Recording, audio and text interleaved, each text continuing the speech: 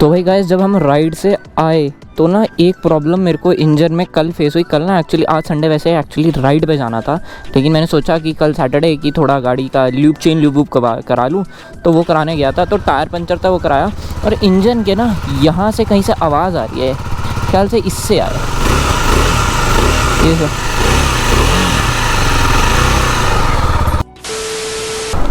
तो भाई ये दिक्कत अपनी बाइक के अंदर क्यों आ रही मुझे कुछ समझ नहीं आ रहा। ये जो नॉइस है ना, पता नहीं, जैसे कोई नट बोल्ट ढीला होता है ना, वैसी सी नॉइस है।